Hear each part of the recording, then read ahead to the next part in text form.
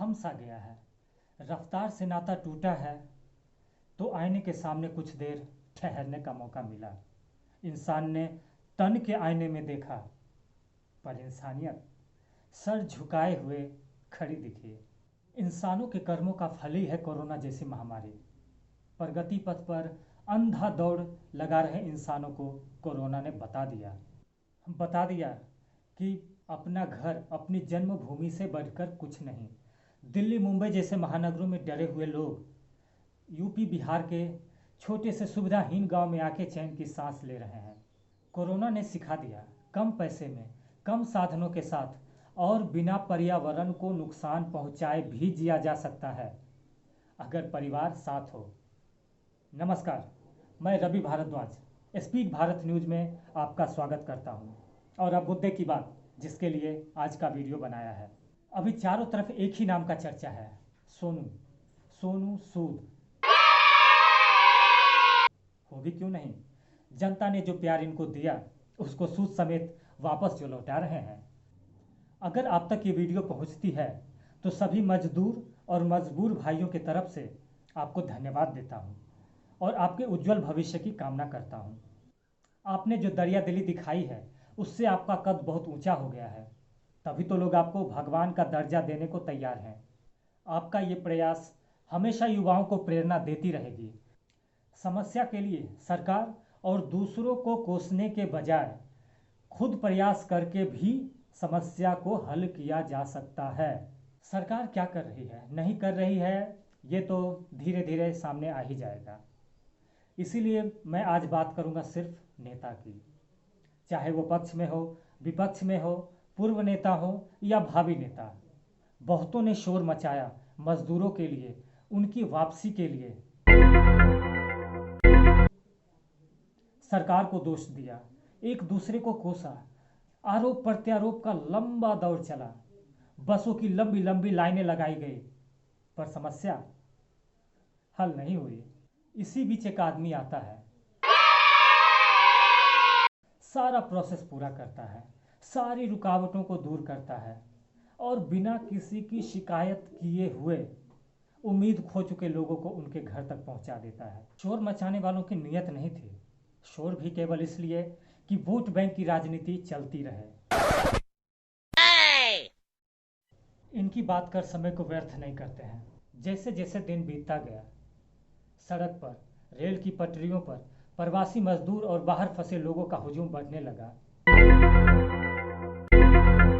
भूख, बेरोजगारी और अनिश्चितता से भयभीत लोग हजारों किलोमीटर का सफर तय करने के लिए निकल पड़े। छोटे छोटे बच्चों को गोद में लेकर, सर पर सामान की गठरियां लेकर लोग पैदल ही निकल पड़े।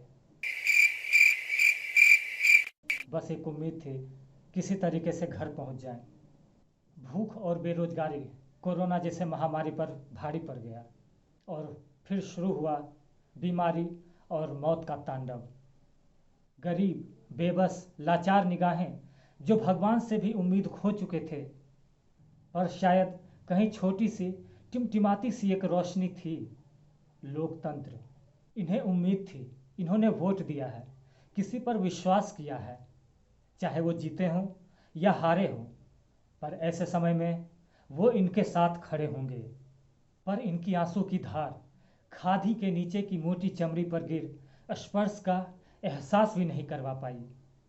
ऐसे में एक अभिनेता, जिसे छोटे मोटे अभिनेता की श्रेणी में ही रखा जाता था, पर भाई सोनू सूद ने जब अपने दिल का दरवाज़ा खोला तो सबको अपने सीने में समा लिया। इंसानियत की ऐसी मिसाल पेश की जिसे दुनिया हमेशा याद रखेगी। दूसरी तरफ कुछ लोग ऐसे भी हैं जिन्हें जानवर की श्रेणी में भी नहीं रखा जा सकता, क्योंकि जानवर भी बेवजह किसी को नुकसान नहीं पहुंचाते। और विश्वासघात, इसका तो कॉपीराइट इंसानों के पास ही है। मैं केरल में हुए हथनी के दर्दनाक मौत की तरफ इशारा करना चाह रहा हूँ। घटना तो आपको पता ही है। मौत इतनी दर्दनाक थी कि जो लोग हाथ में लेग पीस लिए हुए थे, आगे मटन का प्लेट पड़ा हुआ था, रुक गए। ट्विटर, फेसबुक तथा अन्य सोशल मीडिया पर खुद को आंसू का सैलाब लाने से रोक नहीं सके। पुनः पुरानी बात पर आता हूँ। मुझे बचपन की कुछ पंक्तियाँ याद आ रही है।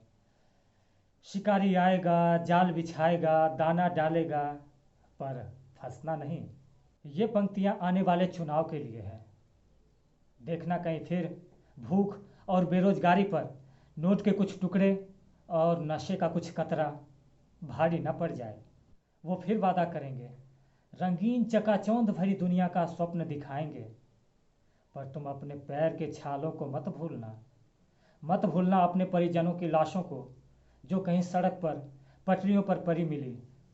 अपने बच्चों की भूख से रोटी के लिए तरसती और बेबस निगाहों को याद कर लेना।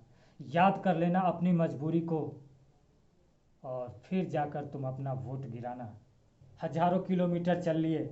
चलने के बाद अब तो उम्मीद करता हूँ कि आपकी आंखों पर पड़ी धर्म और जातिवाद की पट्टी हट गई होगी। जैसा कि मैंने पहले भी कहा था, समस्या के साथ समाधान पर भी बात होगी। तो समाधान की बात, समाधान क्या है? समस्या की सबसे बड़ी जड़ क्या है? हमारी बढ़ती हुई जनसंख्या। अगर इस पर काबू कर लिया जाए तो बहुत हद तक सारी समस्याओं पर काबू हो जाएगी।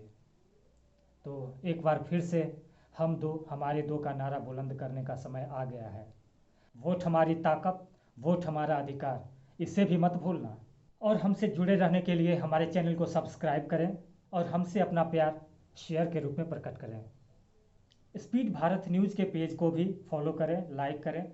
सुबह 7 से 7:30 बजे तक योग गुरु विवेक जी लाइव आते हैं। आप उनसे जुड़ें और इसका लाभ उठाएं। सावधान रहें, स्वस्थ रहें, सुरक्षित रहें। नमस्कार।